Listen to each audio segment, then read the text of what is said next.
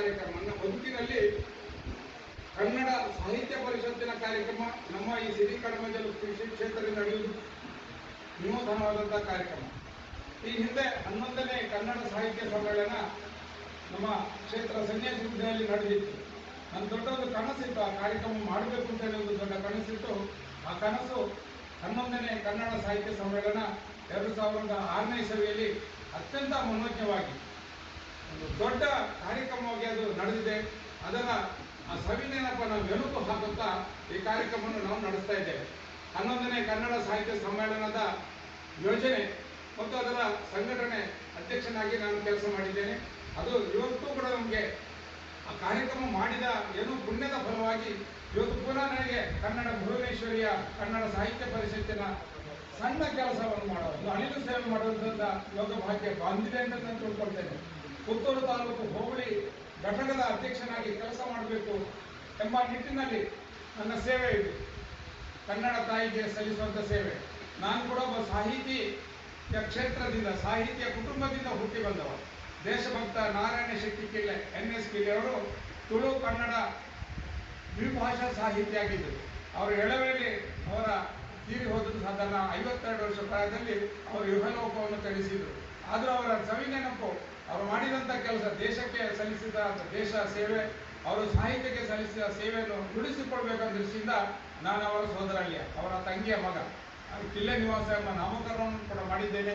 ಅದೇ ರೀತಿ ಪುತ್ತೂರು ಕಿಲ್ಲೆ ಮೈದಾನ, ಅದಕ್ಕೆ ಒಂದು ದ್ವಾರವನ್ನು ನಿರ್ಮಾಣ ಮಾಡಿ ಸಾಹಿತಿಯ ಹೆಸರು ಶಾಶ್ವತವಾಗಿ ಪ್ರಪಂಚದಲ್ಲಿ ಕೂಡ ಕೆಲಸವನ್ನು ಮಾಡುವಂಥ ಭಾಗ್ಯ ಕೂಡ ನಮ್ಮ ಪಾಲಿಗೆ ಬಂದಿದೆ. ಅವರನ್ನ ಒಬ್ಬ ದೇಶಭಕ್ತನನ್ನ ಮತ್ತು ನನ್ನ ತಂದೆ ಒಬ್ಬ ದೈವಭಕ್ತನನ್ನು ನೆನೆಸಿಕೊಂಡು ಈ ಕಾರ್ಯಕ್ರಮವನ್ನು ಮಾಡಲಿಕ್ಕೆ ನಾನು ತುಂಬಾ ಸಂತೋಷ ಪಡ್ತಿದ್ದೇನೆ.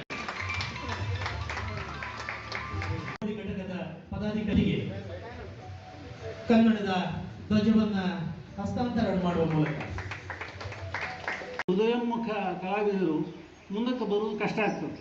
ಅಥವಾ ಪಳಲಿ ಶಂಕರನಾರಾಯಣ ಶಾಸ್ತ್ರಿಗಳು, ಆಗಿನ ಕೆಲವರು ಹಿರಿಯರು, ಅವರು ಎಂದೂ ಕೂಡ ಈ ತರಹದ ಒಂದು ಮನೋಧರ್ಮವನ್ನು ಹೊಂದಿದವರು ಆಗಿರಲಿಲ್ಲ ಎನ್ನುವುದನ್ನು ನಾನು ಕೇಳಿದ್ದೇನೆ. ನಾನು ಪೊಳಲಿಯವರ ಅರ್ಥ ಕೇಳಿದ್ದೇನೆ. ನಾನು ತೀರಾ ಚಿಕ್ಕ ಹುಡುಗನಿದ್ದಾಗ ನನ್ನ ತಂದೆಯವರು ಕರ್ಕೊಂಡು ಹೋಗಿದ್ದರು ತಾಳಮದ್ದಳೆಯಲ್ಲಿ. ಆದರೆ ಕಿಲ್ಲೆಯವರು ಈಗಾಗಲೇ ಅವರು ಹೇಳಿದ ಹಾಗೆ ತೀರಾ ಎಳೆಯ ವಯಸ್ಸಿಗೆ ಅವರು ವಿಧಿವಶರಾದ ಕಾರಣ ನನಗೆ ಕೇಳುವ ಭಾಗ್ಯ ನನಗೆ ಒದಗಲಿಲ್ಲ. ಇನ್ನೊಂದು ಮಗ್ಗಲು ಅಂತಂದರೆ ಅದು ಅವರು ಹೊಂದಿದ್ದಂತಹ ಅಪಾರವಾದ ಅಕ್ಷುಣ್ಣವಾದ ರಾಷ್ಟ್ರಭಕ್ತಿ, ದೇಶದ ಬಗೆಗಿನ ಪ್ರೀತಿ. ಈ ಎರಡು ನೆಲೆಗಳನ್ನು ಕೂಡ ಅವರ ಈ ಸೋದರಳಿಯ ಸರಿಯಾದ ರೀತಿಯಲ್ಲಿ ಅವಗತ ಮಾಡಿಕೊಂಡರು, ಅದನ್ನು ಮುಂದುವರಿಸಿದರು. ಇದು ಒಂದು ಭಾಗ. ಇನ್ನೊಂದು ಭಾಗವನ್ನು ಗಮನಿಸಿ ನೀವು ಇಲ್ಲಿ ಒಳಗೆ ಬರುವಾಗಲೇ ಮುಖಂಕರೋತಿ ವಾಚಾಲಂ, ಎಂಥ ಮೂಕನು ಕೂಡ ಮಾತುಗಾರನಾಗಿಬಿಡ್ತಾನೆ ಇಲ್ಲಿ. ಅಂದರೆ ಇದನ್ನು ನೋಡುವ ಕಾರಣದಿಂದ ಒಂದು ಅರ್ಥದಲ್ಲಿ. ಇನ್ನೊಂದು ಅರ್ಥದಲ್ಲಿ ಎಂಥ ಮಾತುಗಾರನು ಕೂಡ ಮೂಕನೇ ಆಗ್ತಾನೆ. ಯಾಕಂತಂದರೆ ಎನ್ನುವಂಥದ್ದು ಎಷ್ಟು ನಗಣ್ಯವಾದದ್ದು, ನನ್ನ ಇಗೋ ಎನ್ನುವಂಥದ್ದು ಎಷ್ಟು ಕ್ಷುಲ್ಲಕವಾದದ್ದು, ನನ್ನ ಅಹಮಿಕೆ ಎನ್ನುವಂಥದ್ದು ಎಷ್ಟು ಸಣ್ಣದು ಎನ್ನುವುದರ ಅರಿವು ನಮಗಾಗಬೇಕಾದರೆ ನಾವು ನಿಸರ್ಗದ ಮುಂದೆ ಬರಬೇಕು. ಒಂದು ಮರದ ಮುಂದೆ ನಿಂತುಕೊಳ್ಬೇಕು, ಒಂದು ಬಳ್ಳಿಯ ಮುಂದೆ ನಿಂತುಕೊಳ್ಬೇಕು, ಬಳ್ಳಿಯಲ್ಲಿ ಅರಳಿದ ಹೂವನ್ನು ನೋಡಿ ಆನಂದ ಪಡಬೇಕು. ಆ ಸುಮದ ಅತ್ಯಂತ ಯೋಗ್ಯವಾದ ಸೌರಭವನ್ನು ಅಗ್ರಾಣಿಸಬೇಕು. ಅದರ ಮೂಲಕ ನಾವು ಸಾರ್ಥಕತೆಯನ್ನು ಪಡೆಯಬೇಕು. ಆ ರೀತಿಯಲ್ಲಿ ತಮ್ಮ ಕೃಷಿಕ ಬದುಕನ್ನು ಸಾರ್ಥಕಗೊಳಿಸಿಕೊಂಡವರು ಇವರು. ಆ ಕಾರಣಕ್ಕಾಗಿಯೂ ಕೂಡ ಅವರ ಈ ಸಾರ್ಥಕ ಬದುಕನ್ನು ಗುರುತಿಸಿ ಅಭಿನಂದಿಸುವಂಥ ಒಂದು ಪ್ರಯತ್ನವನ್ನು ನಾನು ಮಾಡ್ತಾ ಇದ್ದೇನೆ. 74 ದೊಡ್ಡ ಪ್ರಾಯ ಅಲ್ಲ. 74ರಲ್ಲಿ ಅವರು ಹೊಸ ಹುರುಪಿನಿಂದ ನಮ್ಮ ಉಮೇಶ್ ನಾಯಕರ ನೇತೃತ್ವದಲ್ಲಿ ಶ್ರೀನಾಥರ ನಿರ್ದೇಶನದಂತೆ ಒಂದು ಹೊಸ ಕರ್ತೃತ್ವ ಶಕ್ತಿಗೆ ತನ್ನನ್ನು ತಾನು ಜೋಡಿಸಿಕೊಂಡಿದ್ದಾರೆ. ನೋಡಿ, ಅವರು ಓಡಾಡುವ ಕ್ರಮವನ್ನು ಗಮನಿಸಿದರೆ, ಅವರು ಸರಿದಾಡುವ ಕ್ರಮವನ್ನು ಗಮನಿಸಿದರೆ, ಅವರು ಮಾತಾಡಿಸುವ ರೀತಿಯನ್ನು ಗಮನಿಸಿದರೆ ಎಂಥ ಬರಡು ಮರವು ಕೂಡ ಚಿಗುರಬಹುದು ಅಂತ ಕಾಣುತ್ತದೆ ನನಗೆ. ನಮ್ಮಲ್ಲಿ ಒಬ್ಬ ಕವಿ, ಬಹಳ ದೊಡ್ಡ ಕವಿ ಆಗಿ ಹೋದ ಒಬ್ಬ ಕವಿ ಹೇಳ್ತಾನೆ, ಒಬ್ಬ ಮಾಲೆಗಾರ ಮಾಲೆ ಕಟ್ಟಬಹುದು, ಮಾಲೆಗಾರ ಕಟ್ಟಿದ ಮಾಲೆಯನ್ನು ಮುಡಿಯುವಂತಹ ಭೋಗಿ ಬೇಕು. ಕಟ್ಟಿಯುಮ್ಮೆ ಮಾಲೆಗಾರನ ಹೊಸ ಬಾಸಿಗಂ ಮುಡಿಯುವ ಭೋಗಿಗಳಿಲ್ಲದೆ ಬಾಡಿ ಹೋಗದೆ, ಅದನ್ನು ಮುಡಿಯೋರು ಬೇಕು. ಅದನ್ನು ತಮ್ಮ ಸಿಂಗಾರಕ್ಕೆ ಅಳವಡಿಸಿಕೊಳ್ಳುವವರು ಬೇಕು, ಅದನ್ನು ನೋಡಿ ಕಣ್ಣು ಅರಳಿಸುವವರು ಬೇಕು, ಇದು ಬೇಕು. ಹೊಸ ಬಟ್ಟೆ ಉಟ್ಟುಕೊಂಡು ಒಬ್ಬಾಕೆ ಹೆಣ್ಣುಮಗಳು ಅಥವಾ ಒಬ್ಬ ಮದುಮಗನಾಗಿ ಬರುವ ಸುಭಾಷಿಣಿ ಅಂತವ್ರು ಬರುವಾಗ ನಮ್ಮ ಕಣ್ಣುಗಳು ತಂತಾನಾಗಿ ಅರಳಬೇಕು, ಭಾಳ ಚಂದ ಕಾಣ್ತೀರಿ ಅಂತ ಒಂದು ಮಾತು ಹೇಳಲಿಕ್ಕೆ ಕೂಡ ದಾರಿದ್ರ್ಯದ ದಿನಗಳಲ್ಲಿ ನಾವಿದ್ದೇವೆ ಇವತ್ತು. ಹಾಗಾಗಿ ಪರಿಣಮಿಸ್ತೇವೆ. ಎಲ್ಲ ಆದಮೇಲೆ ತಿರುವಾಂಕೂರಿನಲ್ಲಿ ಊಟ ಆಗಿ ಎದ್ದ ಮೇಲೆ ಊಟ ಉಂಡವರು ಹೇಳಿದ್ರಂತೆ ಬಾಳೆಹಣ್ಣು ಒಂದು ದೊಂಬಿತ್ತು, ಮತ್ತೆಲ್ಲ ಸರಿ ಇರ್ತದೆ. ಅಂದರೆ ಈ ತರಹದಲ್ಲಿ ಗುಣ ಬೇಡ ನಮಗೆ, ಆ ದೋಷ ಏನಿದೆ ಅಂತ. ನೀವು ಊಟ ಹಾಕ್ತೀರಿ, ಬೆಳಗ್ಗೆ ಮಧ್ಯಾಹ್ನ ಊಟ ಹಾಕ್ತೀರಿ, ಊಟ ಉಂಟು ಕನ್ಫರ್ಮ್ ಮಾಡಿಕೊಂಡೆ. ಆ ಊಟ ಉಂಡ ಮೇಲೆ ನಾವು ಉಂಡವನು ಪ್ರತ್ಯೇಕ ಹರಸುವುದು ಬೇಡ, ನೋಡಿ, ನೊಂದವನು ಪ್ರತ್ಯೇಕ ಶಪಿಸುವುದು ಬೇಡ, ಉಂಡವನು ಪ್ರತ್ಯೇಕ ಹರಸುವುದು ಬೇಡ. ಹೀಗೆ ಇವರು ನಮ್ಮನ್ನು ಉಣಿಸಿನಿಂದ ಭೋಜನ ಅಂತ ವಿಶೇಷ ಭಕ್ಷ್ಯಾದಿಗಳಿಂದ ಅಲ್ವಾ, ಬರೀ ಸಾಗರನ ಮಾತ್ರ ಅಲ್ಲ, ನಮ್ಮನ್ನು ತಡಿಸ್ತಾರೆ. ಈ ಮನೋಭಾವದ ಹಿನ್ನೆಲೆಯಲ್ಲಿ ನಾವು ಅದನ್ನು ಗಮನಿಸೋಣ. ಕಟ್ಟಿಯಂ ಏನು ಮಾಲೆಗಾರನ ಹೊಸ ಬಾಸಿಗಂ ಮುಡಿಯುವ ಭೋಗಿಗಳಿಲ್ಲದೆ ಬಾಡಿ ಹೋಗದೆ, ಅದನ್ನು ಮುಡಿಯೋರೇ ಹೋಗಬೇಕು. ಹಾಗೆ ಒಂದು ಹೂವು ಅರಳ್ತದೆ, ಬಳ್ಳಿ ಆ ಹೂವನ್ನು ತನ್ನಲ್ಲಿ ಹೊತ್ತಿರ್ತದೆ. ಒಂದು ಮರ, ಆ ಮರಕ್ಕೆ ಆ ಬಳ್ಳಿ ಆವರಿಸಿರ್ತದೆ.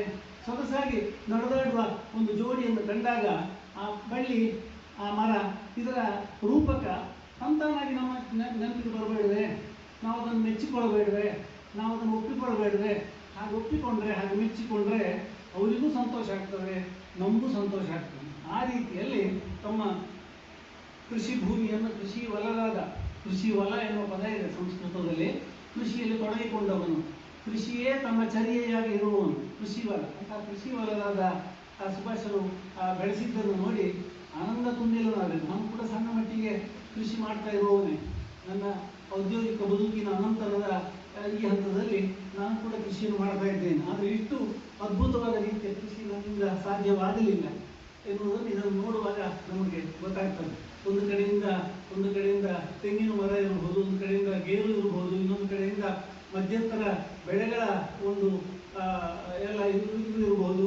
ಅದನ್ನು ಅವರೇ ಹೇಳಿದ ಹಾಗೆ ವಿವಿಧ ತರಕಾರಿಗಳನ್ನು ಅವರು ಹೆಸರಿಸಿದರು. ನೋಡಿ, ಸಾವಯವ ಪದ್ಧತಿಯಿಂದ ಪ್ರಾಯಶಃ ಅವರು ಬೆಳೀತಾರೆ ಅಂತ ನಾನು ಅಂದುಕೊಂಡಿದ್ದೇನೆ. ನಿರ್ವಹಿಸುವಂತಹ ಚಟುವಟಿಕೆಗಳಿದೆ. ನಾನು ಇಲ್ಲಿ ಈ ವಿಷಯವನ್ನು ಯಾಕೆ ಪ್ರಸ್ತಾಪನೆ ಇಟ್ಟೆ ಅಂತ ಹೇಳಿದ್ರೆ, ಸಾಮಾನ್ಯವಾಗಿ ರೈತರು ಅಂತ ಹೇಳಿದರೆ ಬೆನ್ನೆಲುಬು ಮುರಿದಿರುವಂತಹ ಒಂದು ಕೃಷಕಾಯದ ಇವರನ್ನ ಮಾದರಿಯಾಗಿ ತೋರಿಸುವಂತಹ ಚಿತ್ರಣ. ಅದನ್ನು ಒಂದು ಸೈಡಿಂದ ನೋಡಿದ್ರೆ ಹೌದಪ್ಪ ಸ್ವಲ್ಪ ಬಡವ ಅಂತ, ಆದರೆ ಅದಕ್ಕೊಂದು ಬಾಲ ಸೇರಿಸಿದ್ರೆ ಅವನು ಅಷ್ಟು ಗಟ್ಟಿಗ.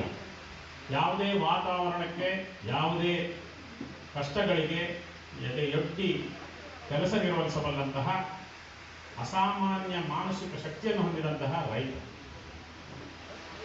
ನಮಗೆ ಇವತ್ತು ಬೇಕಾಗಿರೋದು ಆ ಥರದ ಒಂದು ವ್ಯಾಖ್ಯಾನ ಕೊಡಬಲ್ಲಂತಹ ಒಂದು ಸಮೂಹ ಬೇಕಾಗಿದೆ. ಅದಕ್ಕೆ ಈ ಸಾಹಿತ್ಯ ಪರಿಷತ್ತುಗಳು ಅವರ ಈ ಕಾರ್ಯಕ್ರಮವನ್ನು ಕೂಡ ಕೃಷಿಕರ ಒಂದು ತೋಟದಲ್ಲಿ, ಒಂದು ಪಡಸಾಲೆಗಳಲ್ಲಿ ನಡೆಸುವುದರ ಜೊತೆಗೆ ಸಮಾಜದಲ್ಲಿ ಈ ಬಹುವರ್ಗ ಏನಿದೆ ಅಂದರೆ ಎಲ್ಲರೂ ಊಟಕ್ಕೆ ನಾವು ಆಶ್ರಯಿಸಿರುವಂಥದ್ದು ಈ ಭೂಮಿಯಲ್ಲಿ. ಇದರಿಂದ ನಾವು ಆಹಾರವೇನು ತಗೊಳ್ತೇವೆ, ಇದಕ್ಕೆ ಪ್ರಥಮ ಹಕ್ಕು ನಮಗೆ ಇದೆ ಮತ್ತು ನಾವು ಅದನ್ನು ಬೆಳೆಸಿಕೊಡಬೇಕು. ಇಂತಹ ಒಂದು ರಾಜತನದ ಉದ್ಯೋಗ ಅಥವಾ ಒಂದು ಜೀವನ ಪದ್ಧತಿ ಕೃಷಿ ಎನಿಸ್ಕೊಳ್ಳೋದು. ಇವತ್ತು ಅದು ಪತ್ರಿಕಾ ಮಾಧ್ಯಮಗಳಿರ್ಬೋದು, ಸಮಾಜದ ವ್ಯವಸ್ಥೆಗಳಿರ್ಬೋದು, ಇವರೆಲ್ಲ ಬಡವರು ಅಂತ ಹೇಳ್ತಾರೆ. ನನ್ನ ಅರ್ಥದಲ್ಲಿ ಇವರು ಬಡವರು ಬರೀ ದುಡ್ಡಿನಲ್ಲಿ ಮಾತ್ರ. ದುಡ್ಡು ಬಿಟ್ಟರೆ ಬಾಕಿ ಎಲ್ಲ ವಿಷಯದಲ್ಲಿ ಇವರಷ್ಟು ಶ್ರೀಮಂತರು ಬೇರೆ ಇಲ್ಲ.